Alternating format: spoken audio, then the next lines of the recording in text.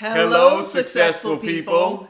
Welcome to the Iron Fire Success Channel. The channel where we give you the information, motivation, and inspiration you need to overcome obstacles and achieve your goals and your dreams. I'm TK. And I'm Mo. Welcome back to our subscribers. We really appreciate your support. And if you're new to this channel, welcome. Well, this is part 2 of our 3-part series on electrical planning. Today we're going to discuss low voltage. We'll discuss what some of those things are that you're going to do with your contractor during your low voltage meeting. And we're going to show you how to make a low voltage plan using the floor plan and electrical plan we did in part 1. So if you haven't seen that yet, go check it out. All right, here we go. Okay, here we have our floor plan from part 1 of our video series. Mo, I think the first thing I want to do is think about where we want the house wired for speakers. Okay. So where would we do that? It looks like you've thought about it a little bit here. As you can see, I have some speakers already placed in here. Yes, I am a lefty, so sorry. Speaker there, speaker there. So that's in our...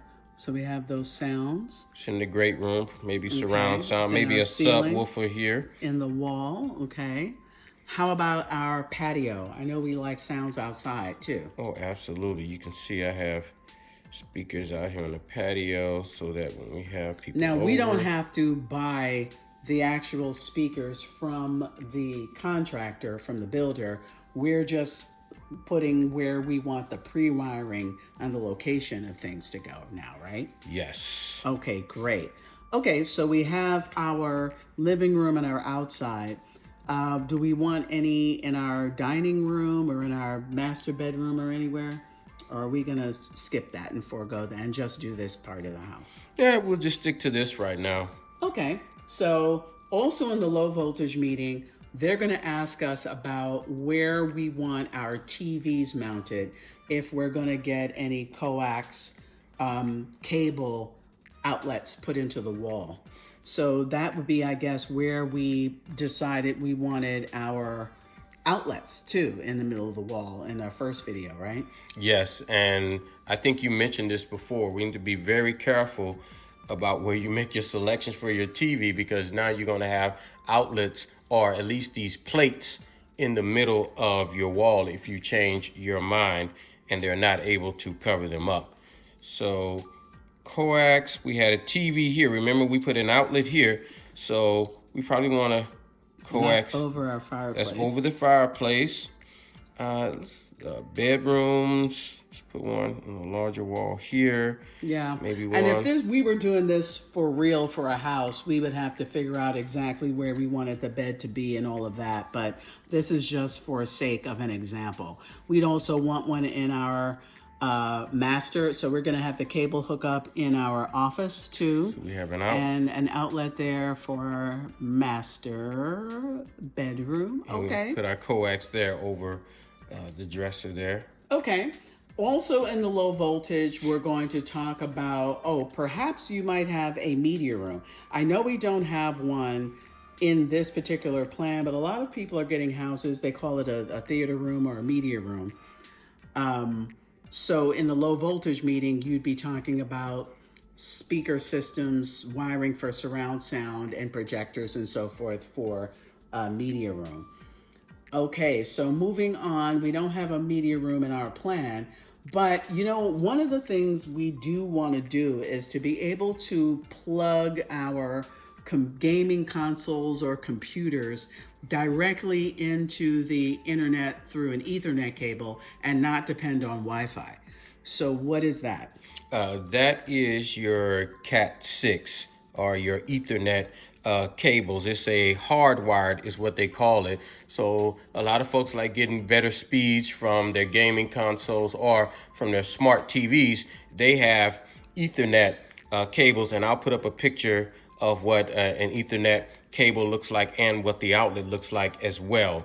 So in the same way that you have the coaxial, you may, if you have a smart TV, you may want to replace that coaxial with a Cat 6. And this could be anywhere, wherever you want to be hardwired to your internet, that's where you would want to place those cables. Okay, so let me make sure I understand what you said.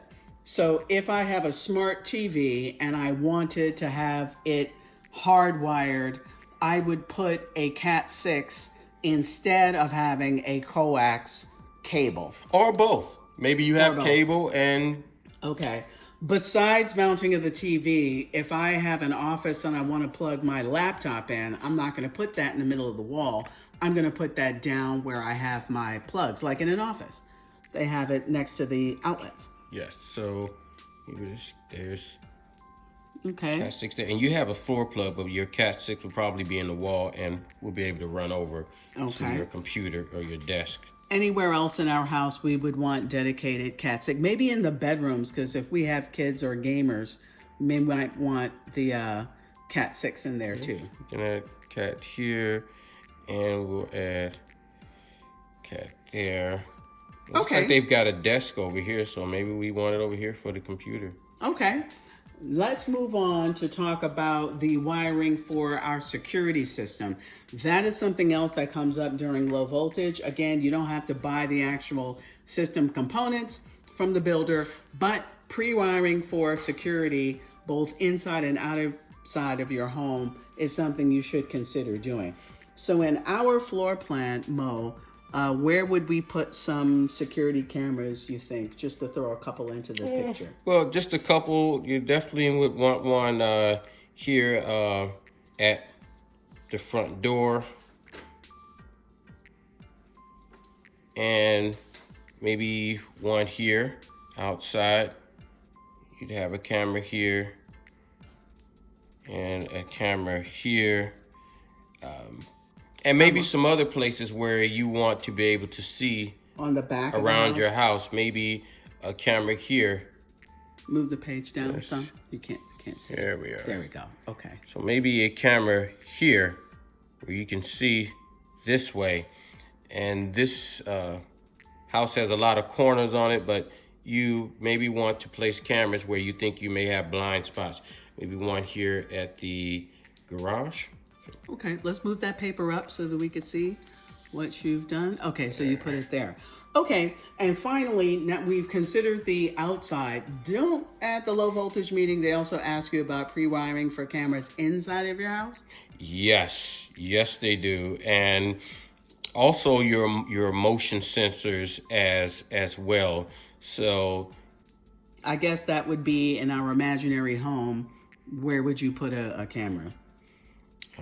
maybe someplace where I can see the entire room. So maybe in a discrete place in the corner here where I can see all of this area over here.